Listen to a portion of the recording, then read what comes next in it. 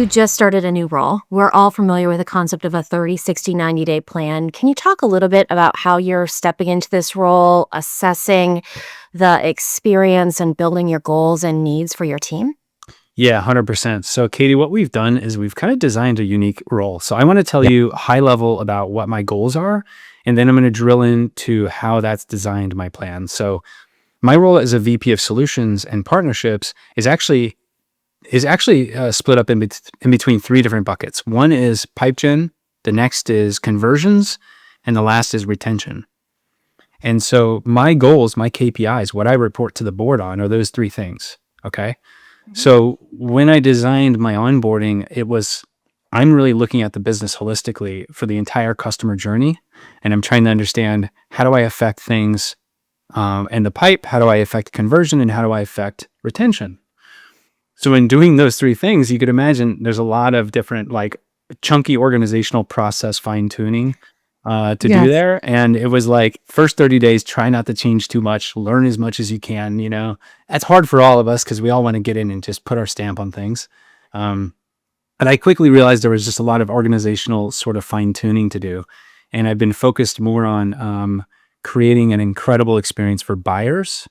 And with those kind of North Stars, that allows me to make things like changes in our proof of concept process and changes in the way we do technical escalations.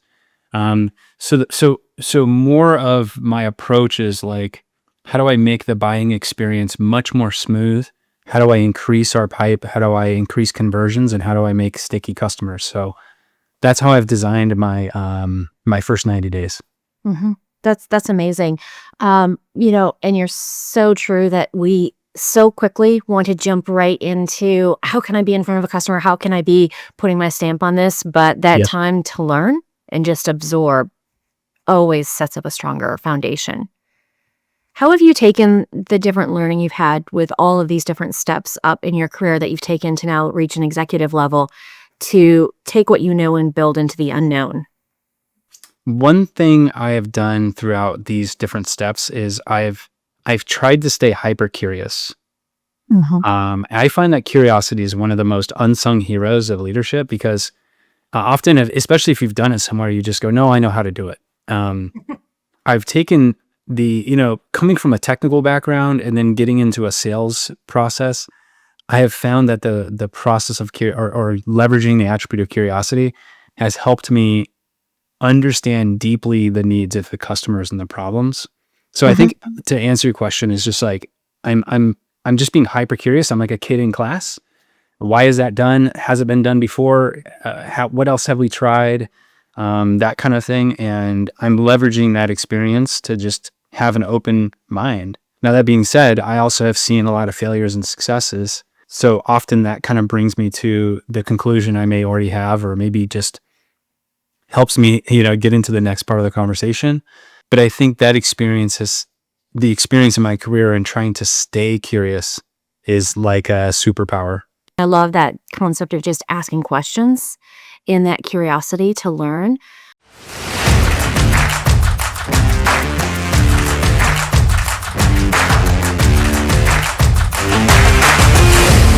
So, Chris, as we wrap here, any final advice that you would like to share?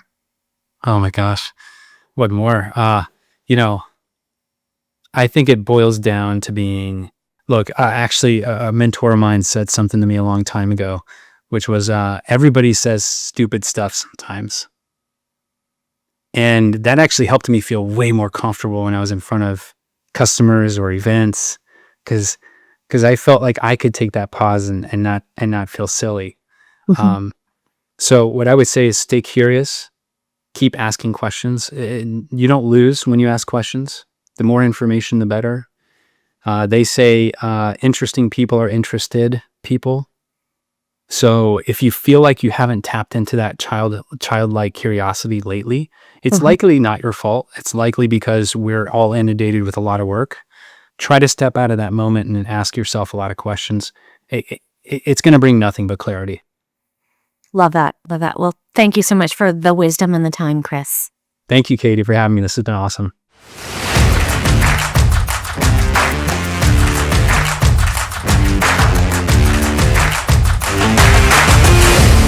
So you've spoken a lot about metrics, part of it being how you're thinking about metrics now. So often we just think about win-loss rates, but thinking about, how are we building pipeline? How are we influencing conversion rate? And I know from some of our other conversations, you really look at metrics as a way to tell a story of the work being done and the potential of change. So can you speak a little bit about your point of view on metrics, some of the metrics you're thinking about, and why that's impactful? Yeah, that's a great question. And you're right. I mean, win-loss rates are super important. Conversion times extremely important to me. I'm trying to make it easier for my customers to consume our products, so I don't want my POC time to be a long time, right?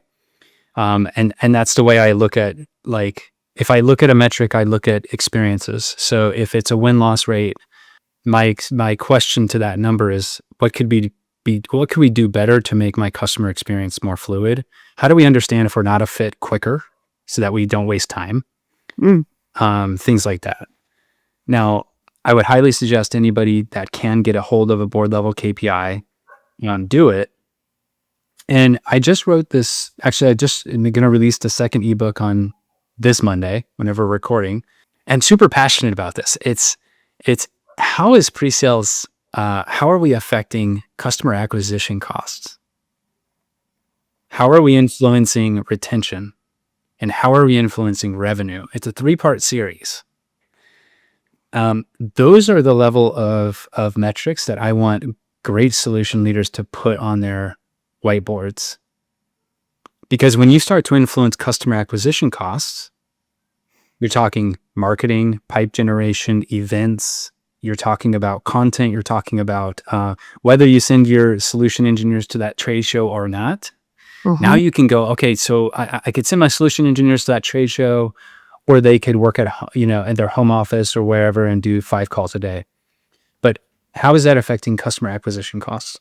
So I'm hyper focused on those level metrics to drive my team forward. And that gets me into a lot of conversations. And actually the great solution leaders I've talked to at PSC, doing all the roundtables and the dinners and stuff, that's where their heads are at too. You talk to like brilliant solution engineering leaders, that's exactly what they're thinking about. Yeah. Well, and, I think so many times I see people afraid of the data. One, sometimes just dealing with and organizing and pulling it all together from different systems can seem overwhelming. And then trying to figure out how to tell a story with it. One of the things we did when I was a pre-sales leader is we had to keep track of our prep time and our customer face time. And everybody hated having to enter that data, but boy, was it valuable as a leader because we were able to put together a story of what's our investment in a customer, just from an hour's perspective. And it was glaring as we looked at the results. We saw that if we spent more than 100 hours on any given customer, we never, ever closed the deal. It was always just this tipping point of it just dropped off into abysm. And we took that data and we were able to share a story with our sales leadership team and a point of view of the work that we're doing, the number of opportunities, when we're getting involved at different stages. And we shared this stat.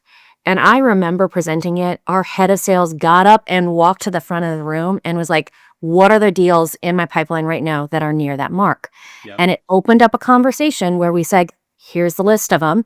And we set up to have account reviews and conversations and dive in of what's different that is going to make us win this deal, or what do we need to do different, or do we need to stop investing? And we were able to shift our time.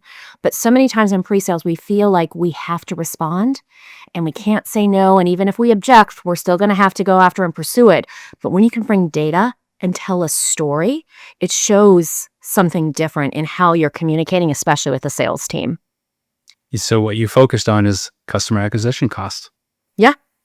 So that's exactly right. And that's the moment where you say, here's the truth is, like, the customer is that process. It's the most expensive time you're going to spend as a company at that 100-day mark, because you've spent so much time doing everything for that account, right? That opportunity at that point is the most expensive moment that it'll ever be in. And it sits there and you're still doing it. And if you're not tracking it and you're not addressing it, that is just blowing your customer acquisition cost number out of the water, because there's a couple of deals that are so expensive.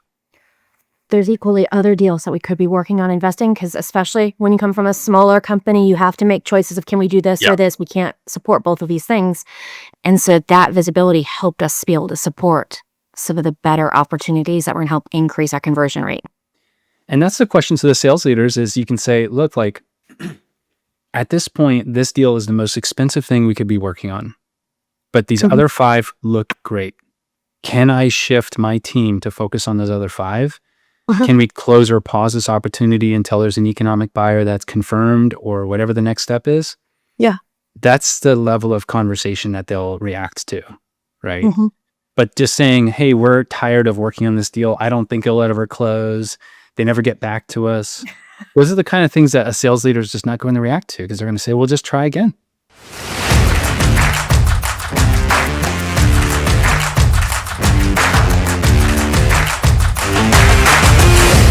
When there's something new on the horizon, I get excited. AI is one of those things I'm super excited about, and we're applying in our business, and I'm seeing everybody else do it. I'm speaking on a panel about AI. I'm not really an AI expert, but I can tell you from the human side, all the things we need to know about it right now, probably. Well, I actually love to talk a little bit about that, because I think it's one of those things that people all know they need to be talking about, they need to be learning about. Sometimes they're excited about it, sometimes they're afraid about it. I see a lot of customers feel like they're behind and jump to make bad decisions. What's your point of view on AI, how we can be thinking about integrating it into our business process or learning about it? What can you share? Well, I think of from a solution standpoint, I think AI is making a lot of sense in a few areas, and it's making really not a lot of sense in a lot of other areas. I think if you're ever trying to just push the tech to make it seem smart and make it look cool, you're not really going to change the way people behave, or you're not going to really move the business forward. I'll give you an example. One way we're using AI is to insert data into demo environments. I love this because that takes a ton of time if you're managing demo environments, and you're never telling a good story if the data isn't relevant. So I think there has to be this direct connection to human understanding here that makes sense. I'm in love with the process that people are in these roles, because it takes a person and it takes a human-to-human interaction to make these connections. So let's just speed that up. I always look at problems with new tech and think, what's the boring problem it's solving that nobody wants to solve? That's a good question to ask. What's the boring problem that nobody wants to solve? That's a really good question to ask. Building data in a demo environment and making it relevant for 5 different verticals and using different languages you don't know, and trying to insert, company sizes for German automobile companies that you don't know. That's stuff you don't really want to do. It's not going to help anybody. Throw AI at that problem. Get in front of your customers and say, how do I help you win? That's what's so exciting to me about AI. I'm a little skeptical of the AI replacing anybody or being a glorified version of something. I would much rather send my team to meet with people face to face and do meaningful things than try to replace them with a chatbot. Well, and I think, if we look at our jobs, there's so much of getting to know your customer.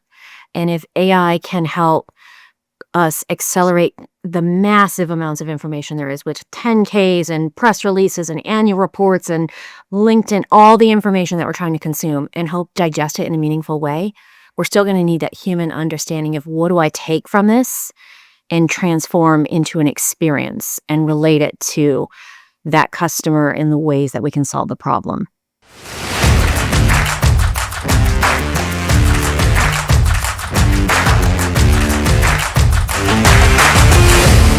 Yeah, the customer's in a moment of crisis. They need a fix.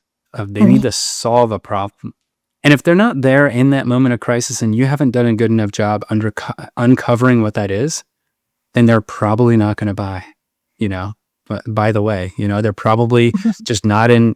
They just don't need it as much as they think they do. Uncovering that moment and understanding how to solve that pain point. Humans are really good at that. That's what our superpower is. And I think a pre-sales and solution engineer's superpower is to ask great questions, look at what's not being said and translate that into relevant information, pinpoint specific little challenges, solve them immediately, And let's keep doing that. I think we're really great at that. Well, and I think you said something very wise there of listening to what's not being said and calling out what we can do with that, because so quickly we hear a question, we jump to solve for it, and we're off to the races, and that pause of the what are they not saying is really where the sweet spot is. Yeah. Mhm. You get on a call and we've all done this. We've all been in rooms or virtually, and the people you're talking to aren't talking back. It takes a pretty confident and comfortable person to say, I'm going to take a pause. I'm going to just take a step back. Am I landing? Is this working?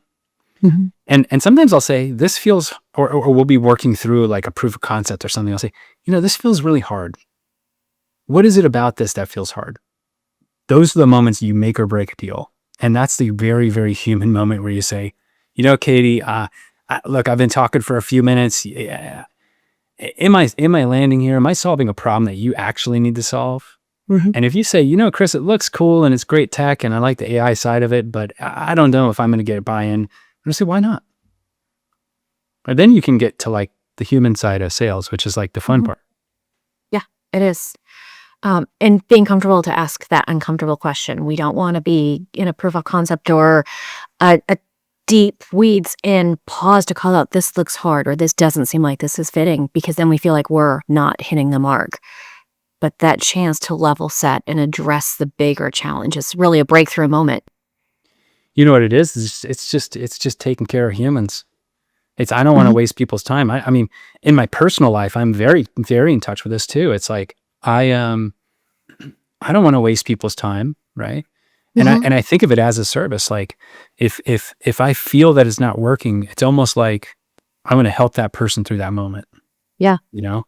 And I've had people come back to me saying, man, well, you know what? This wasn't a fit 2 years ago, but the way you guys worked through that process, it was the best we ever saw. Now I think it's a fit. Mhm. Well, and I've been reading the Super Communicators book, and it speaks to the really making sure we have alignment of the underarching goal of what we're here trying to do and what we need from this, and making sure we have that as we're communicating.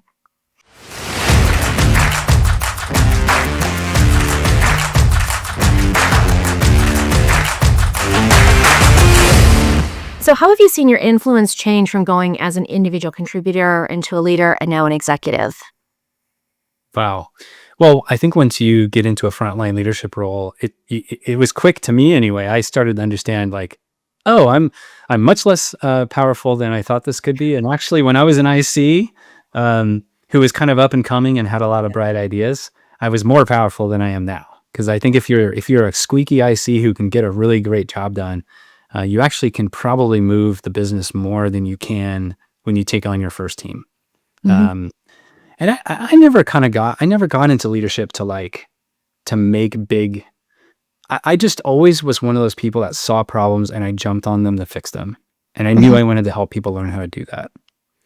Um, so I would say if you're an individual contributor, you have much more power than you think. You just have to do a good job. You have to be,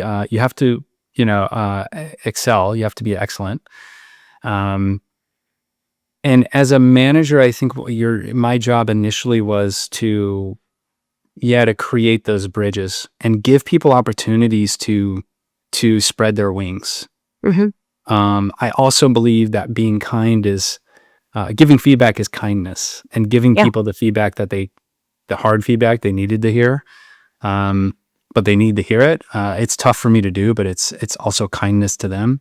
Mhm. Now, that was kind of managing a team, and when I shift into an executive role, wow, is it different? I think one of the differences is I now am in charge of board level metrics. Um, and so my drivers, my initiative within the business is changed. Um, and I think it gives me a much more holistic view of the entire health of the company and the organization and the Mhm. market. And Yeah. so instead of saying, "Hey, we're going to change," the way we do proof of concepts, it's like I want to, instead of saying I want to just apply a new process, it's like I know I need to change my conversion rates. And You're solving a different problem. there's a lot of different levers you can pull there. Mhm. And there's a lot of technology there and there's a lot of opportunities there. And I've actually told my team this too. I'm bringing them up as well. I say, like, how are you changing the way that you tell our story so that pipe generation is different? Mhm. It's not about technical wins all the time. It's easy to focus on technical wins, but what does a technical win mean? And so Yeah. I think tying it, I would give advice to anybody in a leadership role is like, try to tie your job to a KPI that the board cares about and that has to be reported on. And that changes everything. Wow. And the way you're communicating this, I think, is such a simple tool of the way that you ask a question to help anyone that you're working with understand the impact of the work that they're doing. Yeah, it's a way to, I think it's just a simple way to say, to get out of all the noise. Mhm. Because there's so much noise when all the systems and Slack or Teams, whatever you use, and you have all these different areas coming to you at all times. But it's like, if you take a pause and you just step back and you ask yourself, how are we changing the customer's experience? Then it really level sets everybody in the room. And I've done exercises where we'll just have a whiteboard and say, how do we improve the experience from the customer end? Mhm. And that's a very different solution engineering kind of process than like focusing on all the nitty gritty things we do. Yeah. Yeah. It's just working in the world of potential, which is what we love in pre-sales. Yeah, that's right.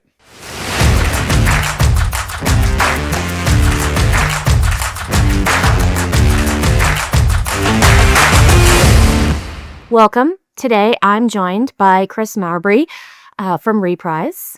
Welcome, Chris. Thank you so much for having me, Katie. Chris and I made connections through the Pre-Sales Collective. I think it's really fantastic to always be expanding your network, not just with the people you directly work with, but people in your field and people who are thinking about and encountering similar things. And every time I have a conversation with you, Chris, I just walk away with such great insights and a new perspective. So I'm excited that we can share this with our peers. Yeah, me too. It's awesome to be here with you, Katie. So, as we get started here, can you just give a bit of an introduction? Because I know our journey into pre-sales is always such a unique path that we find ourselves on. It's never a straight line, and mine certainly is not the case. So I actually started working at a startup at a very early age in a technical field, and I found myself working in a basement in network engineering, like no windows. We were the basement, and although the tech came quite quick, and I liked solving problems and troubleshooting things, I was in telecom. I knew that my personality was like not going to live in the basement my whole career, and so and great people, and when one of these individuals that founded the company went to a startup and said, "Chris, I think you'd be good working with customers." And so I started to tap into using my tech skills to tell stories and got into pre-sales there. And then I started leading teams, went to a different other organization. And as a solution engineer who was leading teams through a lot of change, COVID acquisitions, all those things, I really fell in love with the craft of leadership. And I was a participant at Pre-Sales Collective events. For those of you who don't know, it's like the professional organization for technical salespeople. And then I had the opportunity to run the organization. So I ran that organization for the past 15 months or so. And I've recently slided over to a VP of Solutions role here at Reprise. Wonderful, wonderful. Well, thank you so much for sharing that journey. And I'm excited to see how your expertise can be of value to everyone listening.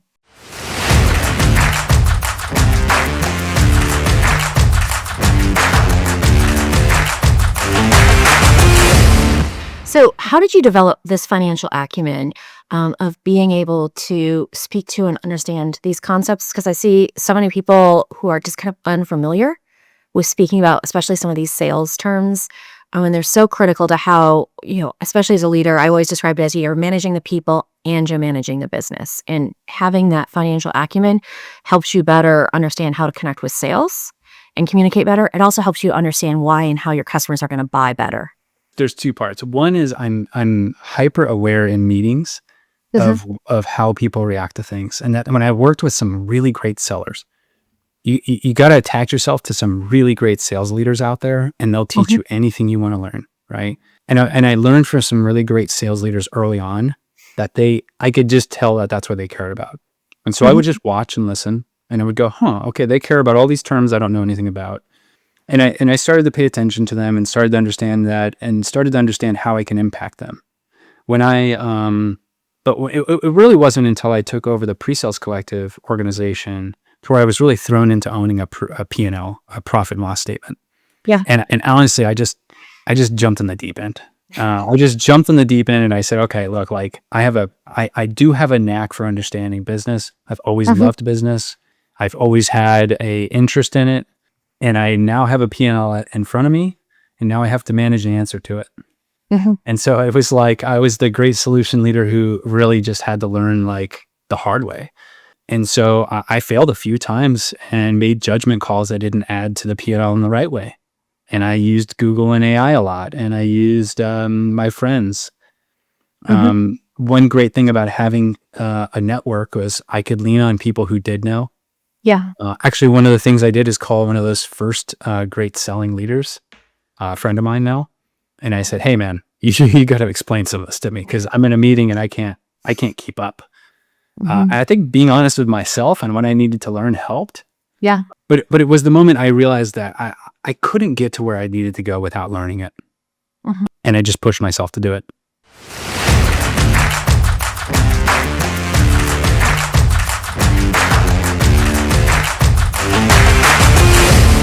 You mentioned one of the things you're doing is really, really creating a new buyer experience. Can you talk a little bit about some of the elements you're thinking about as you're crafting that? Yeah, well, the truth is buying things is hard. It's changed. I don't know about you, but if I buy anything today that's anything more than a coffee, it's almost like I'm doing research as long as I am using the product, right? And so I just think of it being like we're all humans doing this thing. And my customers are also humans trying to make a buying decision, and it's tough, right?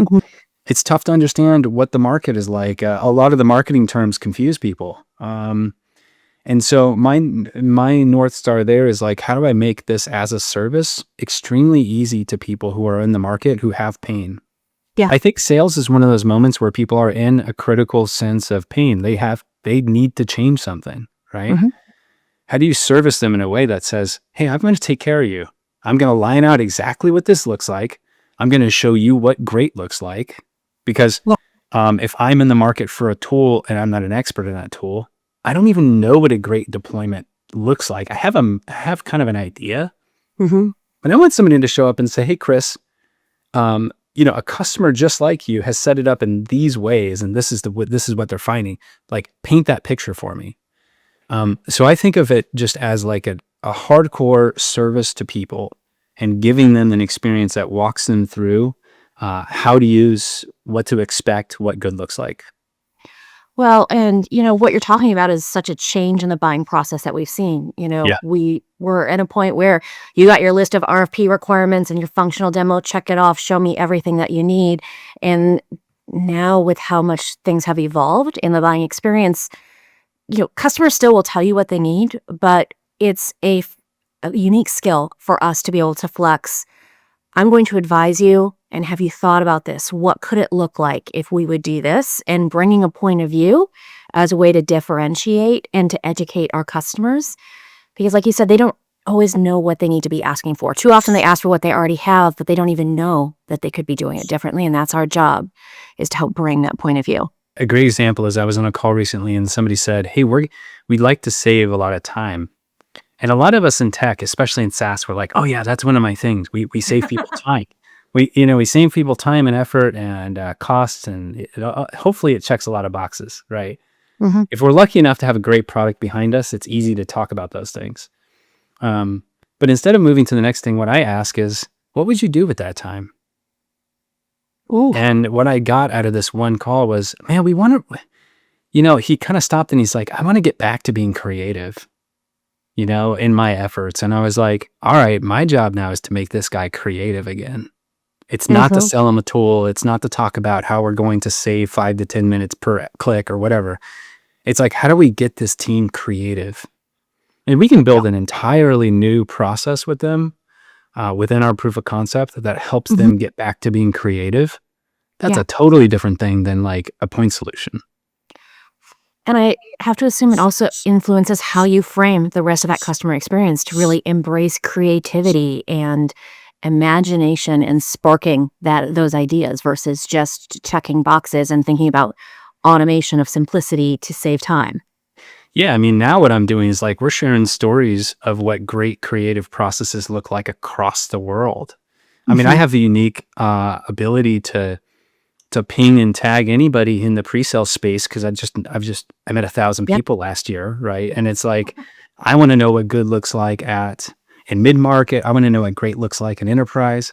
And I can feed those stories back to him and say, "Oh, I saw this extremely creative process the other day." Yeah. That's a way different touch point than, "Hey, have you moved forward with your deployment?" Well, you're also taking stories from just how people are doing in the industry versus specific to your company and your product to Yeah. inspire this inspiration here, which is a very different kind of way to connect with our customers. I mean, that's a good point, Katie. And I would recommend, I urge anybody listening to try to get outside of the bubble that they're in within their company. And this is especially relevant if you're at an enterprise company, a large business. Mm-mm. It's easy to stay within that bubble. That's your network. Those are your peers. The moment you sit down with somebody at dinner and say, "How do you solve your career model frameworking problems? How Well, for did you get past, the handoff to customer success? Like, what do you do?" The moment you start to sort of ask people those questions outside of your org, you Mhm. learn twice as much.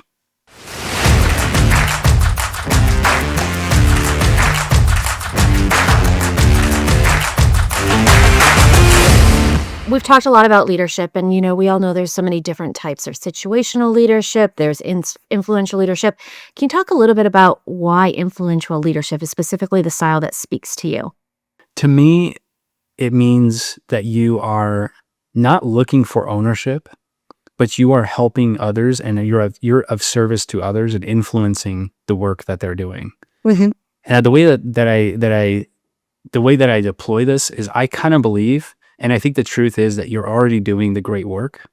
Your team, especially in like a technical sales team, solution engineering team, you're already doing the great work. You're just probably, the business may not understand that you're doing that work. And Uh-huh. you're probably not helping people as much as you could be. Ooh. And so what I do is I say, okay, if my team is, let's say, my belief is that we know more about sales than product and more about product than sales. Then Yes. how do I use that, and how do I help my sellers in a way that provides them an amazing service? One way we can do that is we can influence sales enablement. So at my last organization, we created a sales enablement council where we met with them biweekly and we said, "Here's how we tell the story." We designed a new sales enablement playbook that was Mhm. like very much more in tune with the customers and the boots on the ground and what they Yeah. actually wanted to see. So we rewrote the story and we started training our sellers. Um, and in that way, we're not like asking for ownership, but we're influencing their process. Mhm. I take that and I apply it to basically every piece of go to market. I'm doing it in my current business. Yeah. Um, and that it's like the moment you actually lift a big rock for somebody, that's when you start to have a lot of influence. So, for those out there who might be listening who want to start to incorporate some of these practices in their day to day, how could they get started in lifting that big rock or really thinking about influencing in a different way beyond just their day to day job responsibilities? And a lot of people are in that exact position, especially larger companies. They're like, "Hey, look, I'm already underwater. Just Mhm. just taking care of my own house, right?" And you got to take care of your own house before you start to branch out and take care of other people's houses too, right? Um, but the thing is I think if you don't do a lot of this, you're never going to get the influence you need within the business, and Mhm. therefore you will likely not get the budgets and the tooling necessary to take care of your house, right? So the It's a easy way circle. to, yeah, it's a circle, right? So if you're drowning and you don't know what to do, and you and the landscape has changed, you don't need to be drowning anymore. There's tools out there, there's people out there that can help you. Um, what I do is I just say, take an honest look at your organization and find a place where you can make a meaningful impact quickly. Find a stupid problem that nobody else wants to solve that you can solve, right? Whether it's like syncing up your Jira tickets to Salesforce in a specific way that'll help sellers get insight on escalations to your build team. That's like a silly problem that nobody really wants to take care of, but maybe you can. Find areas where you can influence. Find dumb problems you can fix. Find great people on your team that love solving those problems. Build a quick little council. Say, hey, let's just take a couple hours every other week to do this. Give them that project and see them run with it. Yeah. So one area is marketing. Hey, if you don't like the content, if you don't think the content speaks well, assign a blog to one person on your team a month. They can do it. Yeah. That's a pretty low lift, but now you have solution leaders writing things. You have solution engineers sharing their concepts. They're sharing their genius across the company. I guarantee you those blogs will be highly rated and probably have more performance than the ones that aren't written by them. Yeah. No, it's such a simple way to just start, and starting with something that nobody's solving is a great starting place regardless of what your role is.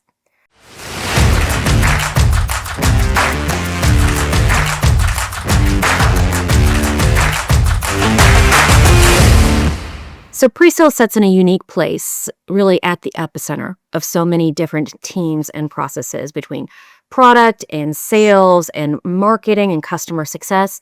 Can you talk about a little bit of how we can be applying influence through that pre-sales role, helping these teams work together, drive better results? What are some of the things that you've seen or done in your own career that's been helpful? Wow. There's like a long story of growing the maturity of our organization there. And what I would say is a highly mature pre-sales team is one that is influencing all of these areas regularly and with purpose. How you get started there is do a map. Where can you influence first? And then get people on board by sharing their genius. Executives especially are more hungry now for the information you in pre-sales have than ever. You have information nobody else has. You know how to overcome objections that nobody else knows how to overcome. You know how to solve technical or business problems with your tech in a way that likely isn't known by the rest of your company. Start sharing those stories, and you're going to really move the needle. You're going to convert faster. You're going to have better content. You're going to have better follow-ups. Your customer success team is probably going to tell a better story. So it's almost like take the genius that you have in the bottle, open up the lid, and start to share that. One way I do this is I sort of walk around the virtual town square with the board up on like holding up the cardboard sign, and it says, "Here's the great work that this person did, and here's the perfect example of how we can change, like fine tune a story we're telling." And I basically walk around the town square and I tell every single person that story that I can. Yeah, I love that. Promoting others to help make those connections and add value. I mean, you as a leader can never do it without others. As a matter of fact, like your ICs, your individual contributors who are passionate about sharing their knowledge, they love to, people love to tell their story, right? They're the ones who are going to actually make the change. You can set up the road for them to make the change, but you're likely going to be much less successful unless you have some really strong ICs who are pushing it. Yeah. Well, and I think it also taps back into the curiosity that you spoke to. I have found that just asking, can I take 30 minutes to pick your brain? I'd love to hear about your world. What are some of the challenges you have? What gets you excited? What are you trying to solve for next? Tends to spark ideas of ways that I could add value. We could collaborate. I can learn from you and set up that relationship for in the future, how we might work together. So many times as a leader, I found projects that my team could be helping to support that tied into their own developmental interests and help just interweave us tighter into the fabric of the business beyond just being the demo person or the RFP person or help us with this fire of that we're going to lose this customer. We need all hands on deck. And being more just a part of the process helped get out of that day-to-day struggle of just responding because we were able to build a foresight in a truly connected relationship. And I think you are, I would say there's a small amount of people in the market who really understand that that's a part of our role in the pre-sale space. One challenge I hear a lot, and I ran into myself, is is it's like there's a hesitancy to start this because especially your senior SEs, your senior technical sellers are going to tell you that's not my job.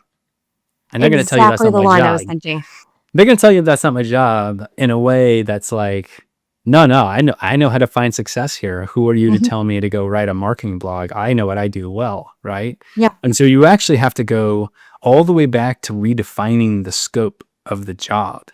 And that's really interesting. So one way you can start that process is, and I learned from some of these great leaders who did this with me. They said, look, we got to create a brand. You have to brand the year. Mhm. You have to create like a vision and mission statement for your organization that Yeah. propels your organization to change. I've spoke with some leaders recently who are doing this. Greg Aldana over at Appian is doing this. He has this like new playbook, and it's almost like you have to launch a product within your team to say, "This is my mission and vision statement. This is where we're going, and this is what we do." Yeah. And getting internal buy-in and rebranding yourself internally is difficult, and it takes time. Mhm. The first year we took this on, we called it the year of the SE. And we just focused really, really hardcore on how to insert ourselves across go-to-market and make influence and make change because we knew we could better the business. Yeah. I mean, it was all tied to a mission statement and a vision, and we had prizes and awards and contests, and we had all sorts of stuff wrapped up into it. And at the Yeah. end of the year, those individual contributors were like, they had an understanding that their job was different. Mhm. We didn't just change the job description and email it to them, you know?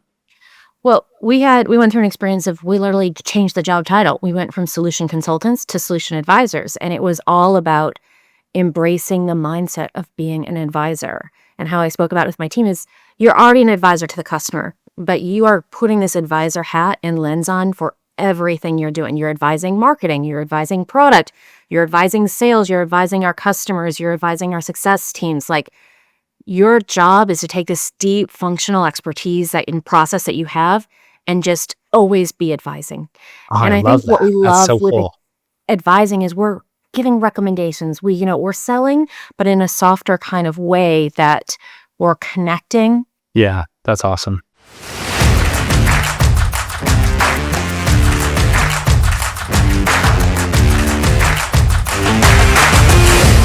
So, when we think about that for other people who might be aspiring leaders, you know, being able to raise your hand and admit when you're wrong or when you need to learn something, developing this financial acumen and understanding of how to communicate.